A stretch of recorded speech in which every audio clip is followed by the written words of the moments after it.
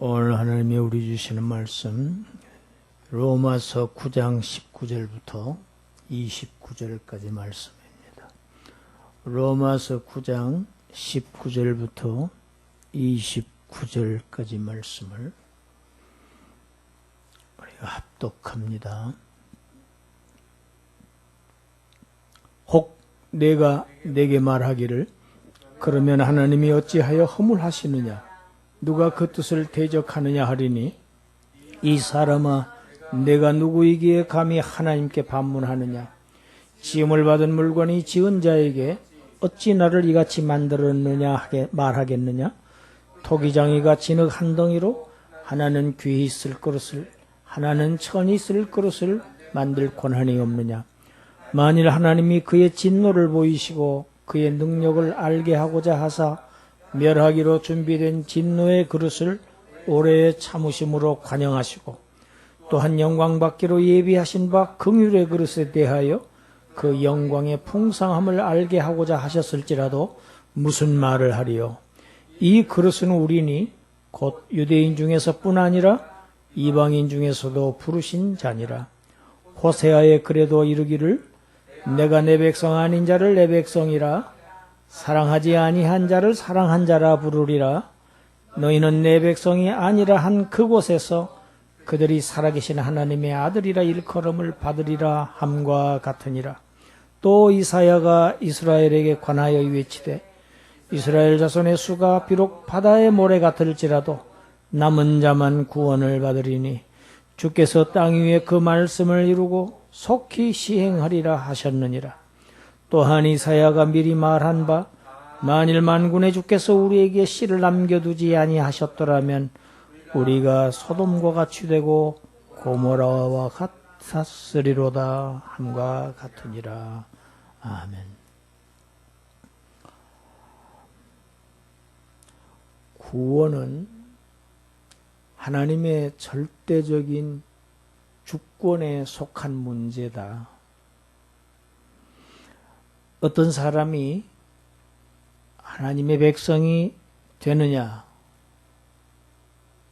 되지 않느냐 하는 문제는 그 사람에게 달린 문제가 아니고 전적으로 하나님의 뜻에 달려 있다. 하나님의 절대적인 선택의 결과이다. 이러한 하나님의 예정과 선택의 교리를 많은 사람들이 좋아하지 않습니다. 그리고 항변합니다. 하나님께서 어떤 사람은 긍휼히 여기시고 또 어떤 사람은 완악하게도 하신다. 하나님께서 그렇게 하신다.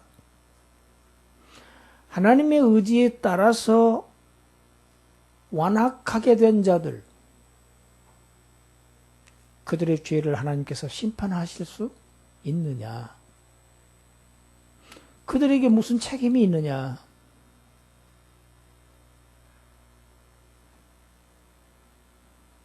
하나님이 선택을 하시면서 왜 그 책임을 사람에게 물으시는 것이냐?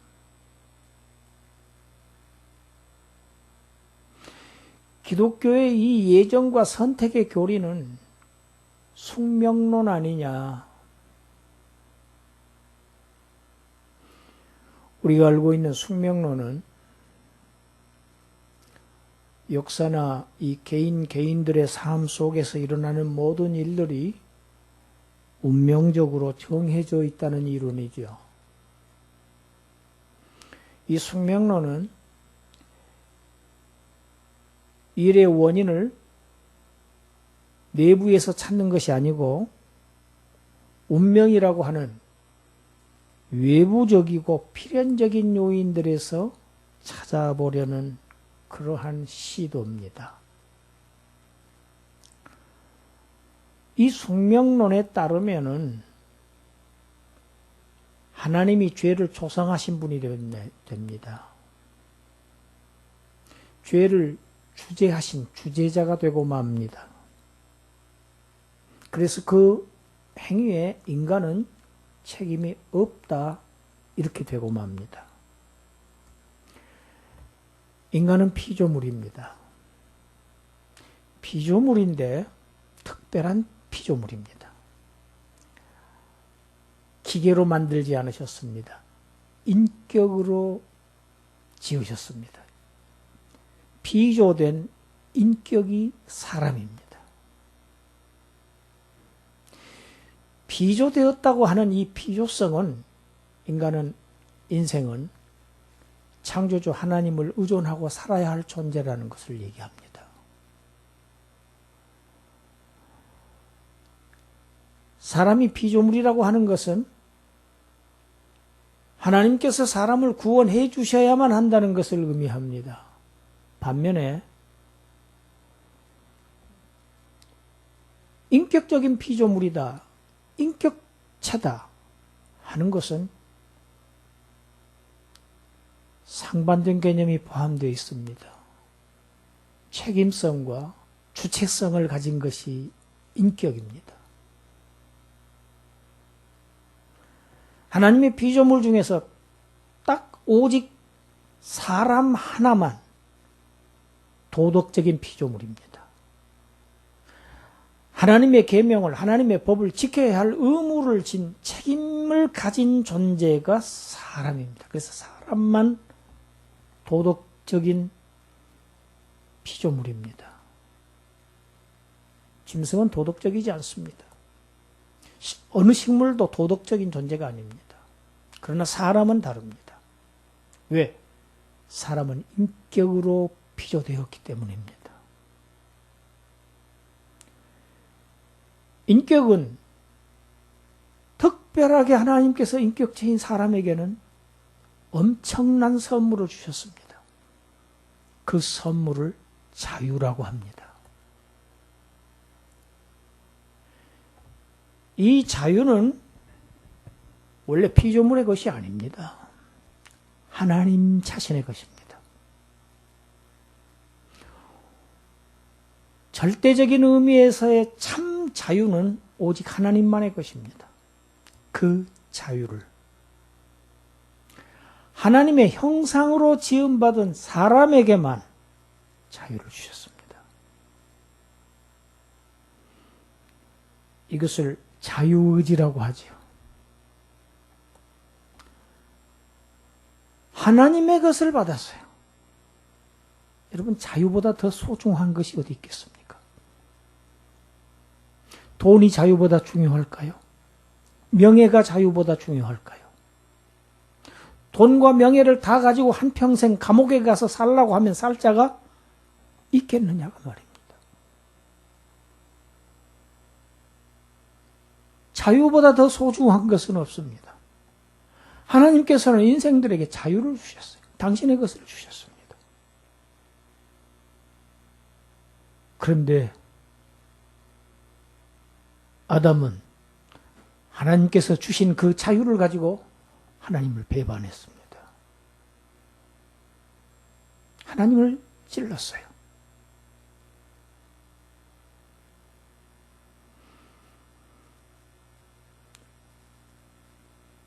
모든 사람은 적극적으로 자신의 의지대로 하나님의 법을 따라야 할 인격적인 피조물입니다.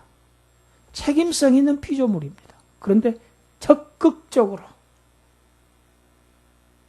하나님을 배반한 것입니다. 이것을 죄라고 합니다. 숙명론은 인간의 자유의지를 부정합니다. 정해져 있는 거 아니냐? 결과, 어떤 결과를 가져옵니까? 사람이 도덕적인 존재라고 하는 것을 부정해버리고 맙니다. 사람의 책임성을 기각합니다. 그 토대를 없애버리는 것이 숙명론입니다.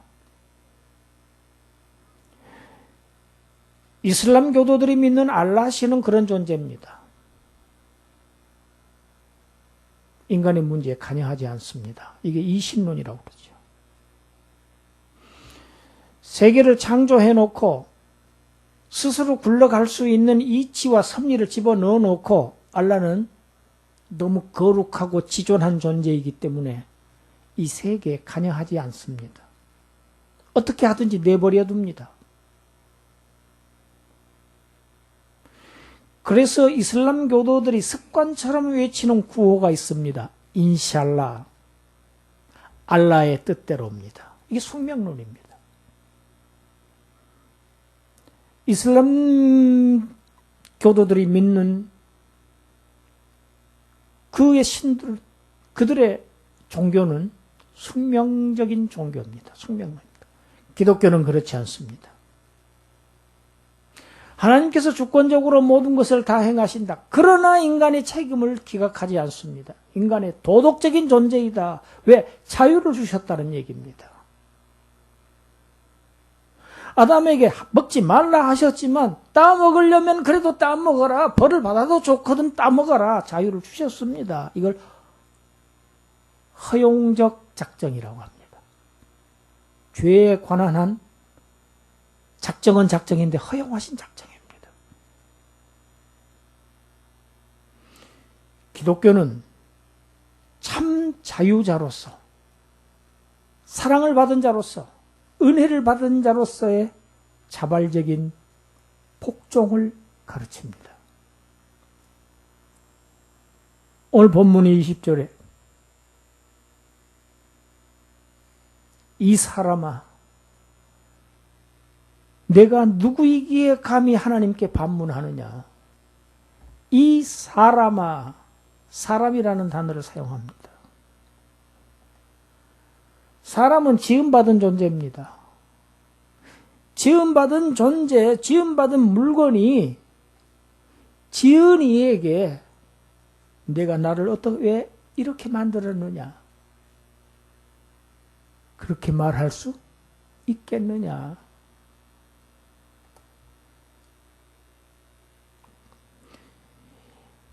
이사야 선지자가 이사야서의 몇 군데서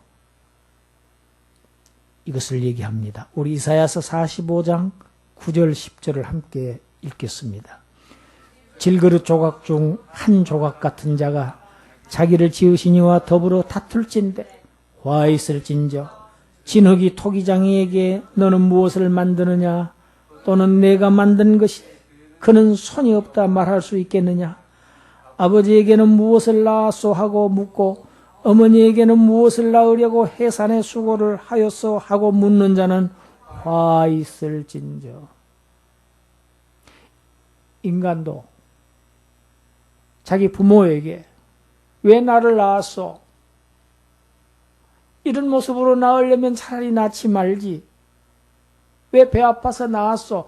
하는 사람은 하나님의 저주를 받을 것이다. 하물며 질그릇 한 조각 중에서도 작은 한 조각에 불과한 인생이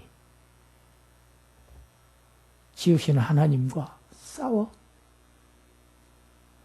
그에 대두로 나를 왜 이렇게 만들었어요 하고 저주가 있을 수밖에 없다.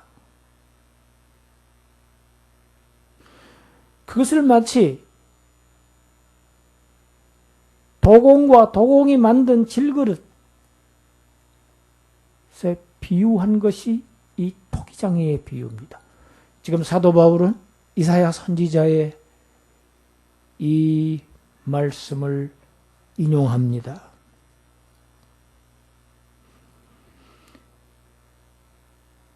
우리가 명심해야 할 것이 있습니다.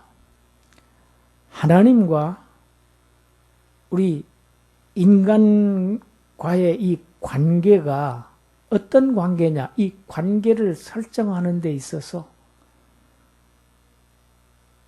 아주 절대 잊지 말아야 할 것이 하나 있습니다. 하나님과 인간의 관계는 결코 동격일 수 없다는 사실입니다.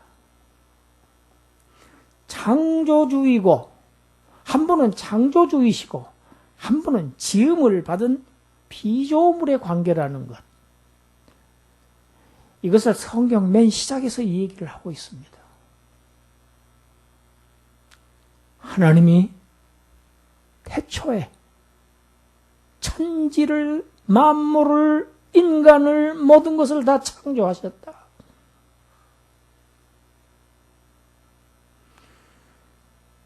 하나님은 나를 지으신 이고 나는 그의 지음을 받은 피조물이라고 하는 사실을 우리는 항상 기억하고 살아야 합니다. 피조물은 창조주에게 질문할 권리가 없습니다. 어찌 나를 이같이 만들었어? 이것은 주제 파악을 못한, 자신이 누구인지를 알지 못한 무지한 질문이다.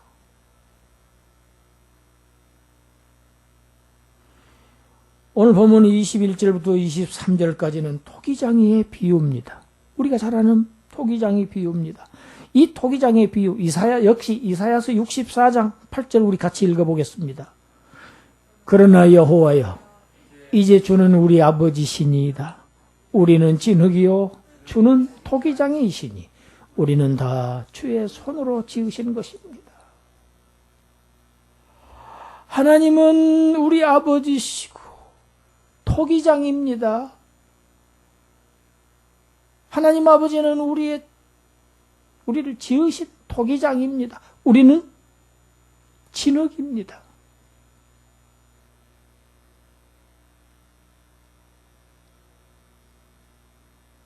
여러분, 왜 이사야가 이런 얘기를 합니까? 지금 창세기 2장 7절을 얘기하고 있죠. 함께 읽습니다. 여호와 하나님이 땅에 흙으로 사람을 지으시고 생기를 그 코에 불어넣으시니 사람이 비로소 살아있는 영적 존재가 되었다. 산영이 되었다. 생명이 되었다. 인생은 진흙입니다. 먼지입니다. 먼지에게 하나님의 생명을 불어넣으셔서 지금 살아있는 영적인 존재들이 된 것입니다.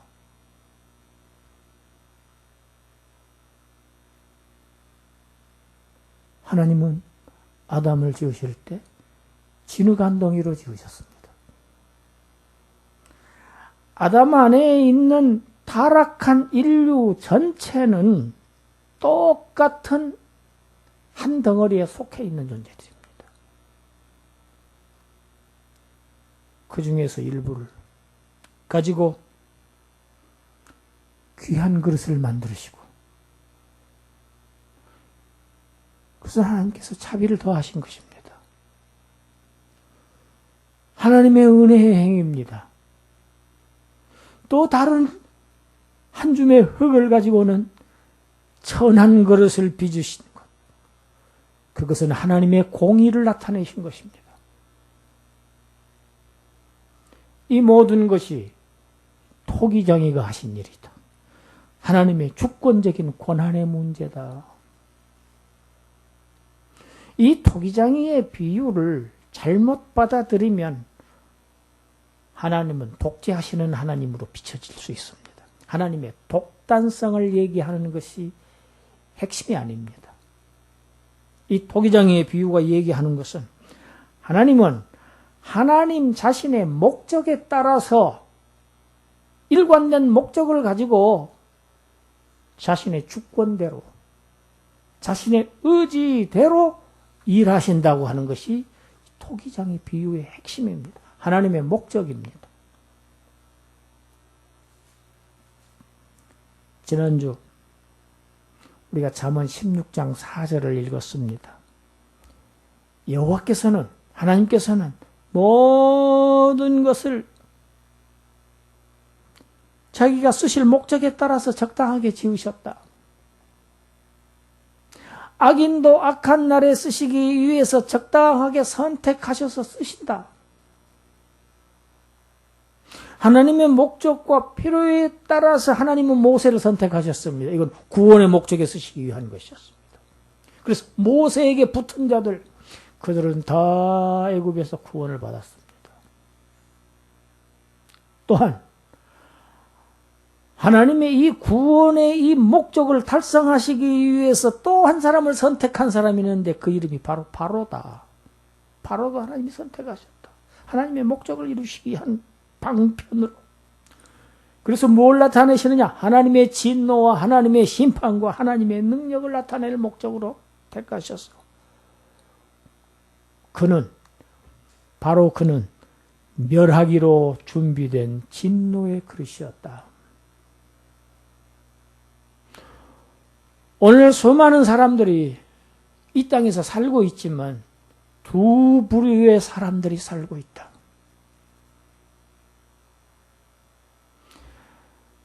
결국은 멸망으로 끝나고 말 진노의 그릇들에 대해서는 하나님께서 지금 오래 참으심으로 관용하고 계신다.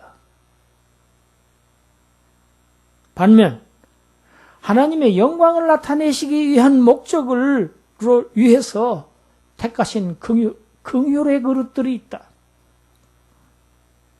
그 긍휼의 그릇도 하나님께서 예비하셨다. 이 모든 일 지으시니 창조주이신 하나님께서 하셨다.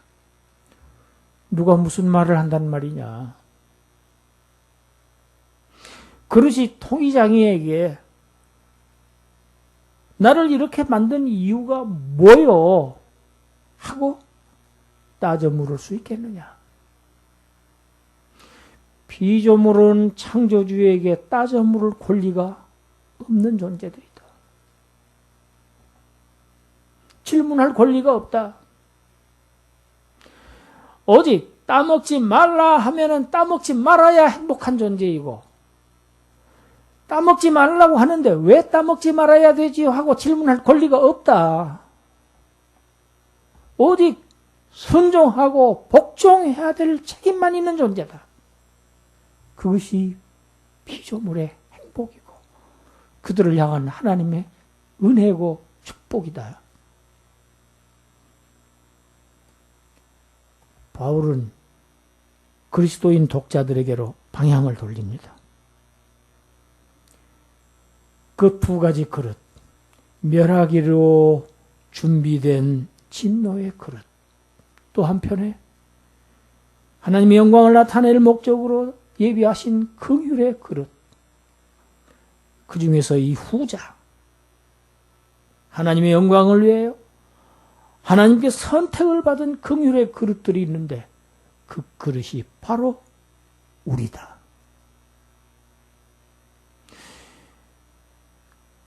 유대인 중에서만 아니고 이방인 중에서도 하나님께서 택하심을 받아서 부르신 바로 우리가 긍휼의 그릇이다.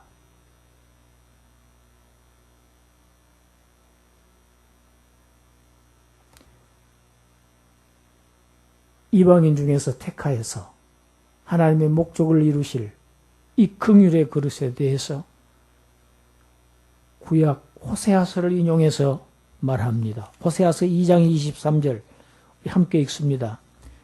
내가 나를 위하여 그를 이 땅에 심고 긍휼히 여김을 받지 못하였던 자를 긍휼히 여기며 내 백성 아니었던 자에게 향하여 이르기를 너는 내 백성이라 하리니 그들은 이르기를 주는 내 하나님이시라 하리라 하시니라.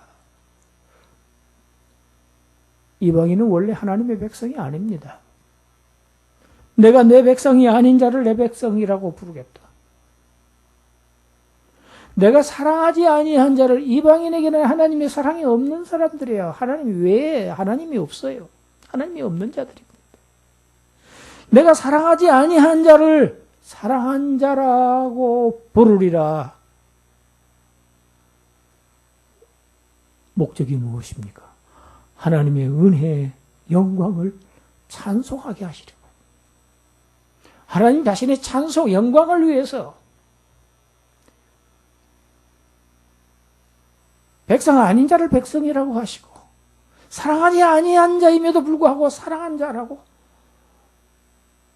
부르시는 것. 이것이 하나님의 은혜이고 하나님의 자비이고 하나님의 긍휼입니다. 긍휼히 여기심을 받은 것입니다. 이것을 신학에서는 칭의라고 하죠. 의로 여기심을 받았다. 27절 29절입니다. 그러면 이스라엘은 어떻게 되는 것인가? 이스라엘은 다 버려지고 마는 것인가?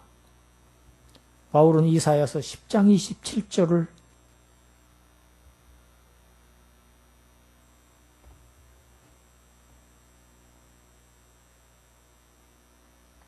이사야서 10장 22절 함께 읽습니다.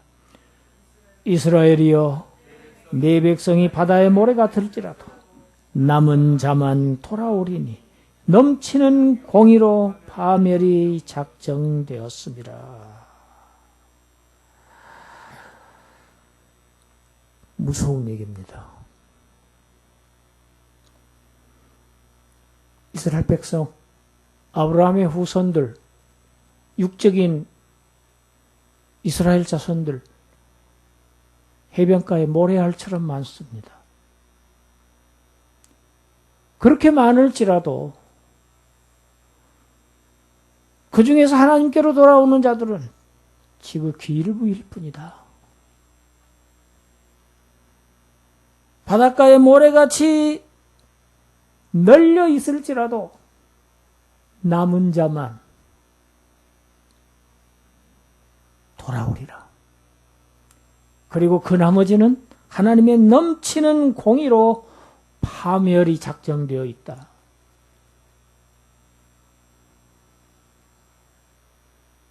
실제로 하나님의 백성 반쪽인 북이스라엘,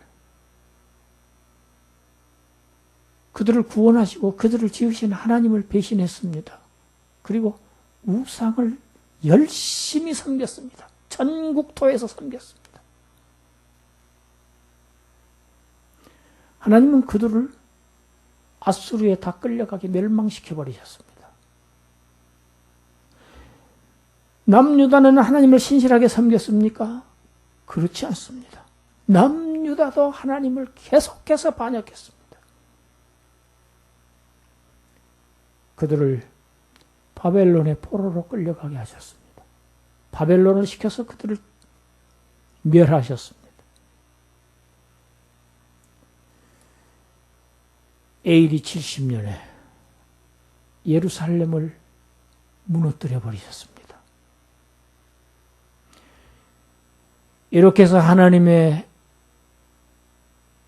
이 공의가 실현된 것입니다. 예언이 선지자들을 통해서 하시는 하나님의 뜻이 성취된 것입니다. 그러나 이렇게 많은 이스라엘이, 많은 유다가 끌려가고 멸망하고 죽임당할 때에도 소수의 일부는 남겨진 자가 있었다. 포로로 끌려갈 때 귀인들, 방백들은 다 끌어갔습니다. 잘난 사람들은 다 끌려갔어요. 그런데 농사 짓는 자들, 천한 자들, 그런 자들은 그 사람들이 별 데리고 가봐야 이익이 없을 것 같으니까 내버려 두었습니다. 그들이 끌려가지 않고 남아있는 자들입니다. 포로로 끌려간 다음에 70년을 거기서 포로로 다 현지에서 정착했습니다. 거기서 사돈네 팔촌 있고 거기서 사업을 일으키고 70년이 얼마나 깁니까? 지극히 일부만 돌아왔습니다. 5만 명밖에 돌아오지 않았습니다. 그들은 아니야, 돌아가서 여호와를 우리가 섬겨야 돼. 왜 우리가 이 꼴이 되었는가? 우리가 하나님 앞에 너무너무 잘못했어. 이제 돌이켜야 돼. 그리고 돌아온 신실한 자들, 그들로 하여금 성전을 건축하고 예루살렘 성을 재건합니다. 황폐한 땅에서. 그들은 하나님의 남은 자들입니다.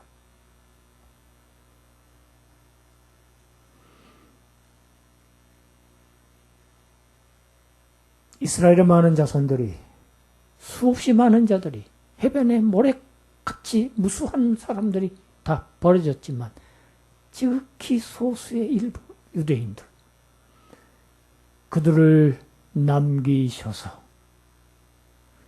교회 구성원들이 되게 하십니다.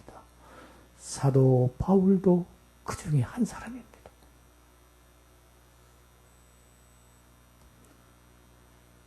우리 에베소서 2장 11절부터 13절까지 함께 읽습니다. 11절 그러므로 생각하라. 너희는 그때 육체로는 이방인이요 손으로 육체에 행한 할례를 받은 무리라 칭하는 자들로부터 할례를 받지 않은 무리라 칭함을 받는 자들이라. 그때 너희는 그리스도 밖에 있었고 이스라엘 나라 밖에 사람이라 약속의 언약들에 대하여는 외인이요 세상에서 소망이 없고 하나님도 없는 자이더니 이제는 전에 멀리 있던 너희가 그리스도 예수 안에서 그리스도의 피로 가까워졌느니라. 할렐루야. 이방인들 너희는 그때에는 그리스도 밖에 있었어. 하나님의 택한 백성이 아니야. 하나님의 약속도 없어. 외인이야. 소망 없는 자들이었어. 하나님이 없는 자들이었어. 그러나 하나님의 자비와 긍휼이 너희에게 임해서 전에는 까마득하게 멀리 있던 너희가 하나님과 거리 멀리 있던 너희가 그리스도 예수 안에서 그리스도의 피로 이제 하나님의 부르심을 받고 교회의 일원이 되었다. 성전의 건축 재료들이 되었다.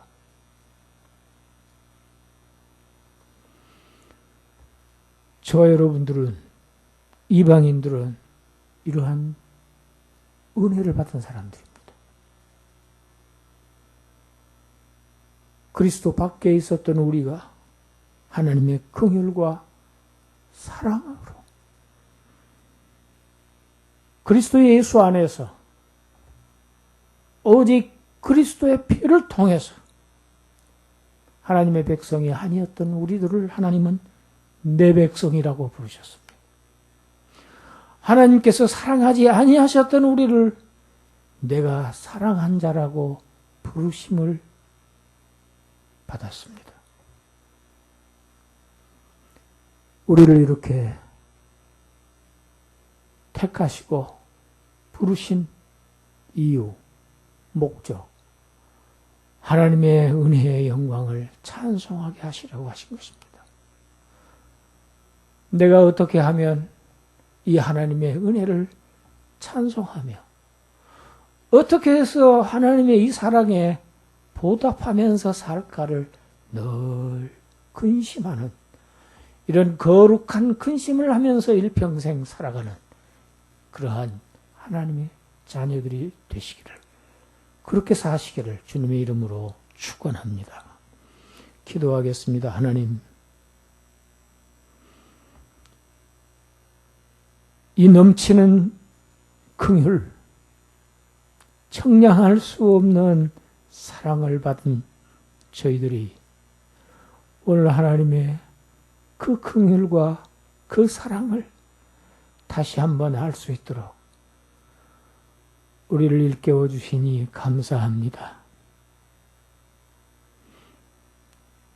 찬송하는 백성들 되게 하여 주시옵소서. 영광 돌리는 자녀들 되게 하여 주시옵소서. 오직 어떻게 해서 하나님의 이름이 거룩히 여김을 받게 하실까? 이것이 우리의 생애 목표가 되게 하셔서 아버지 앞에 설 때 자랑스럽게 서는 자들 되게 하여 주시옵소서. 예수님 이름으로 기도드리옵나이다. 아멘.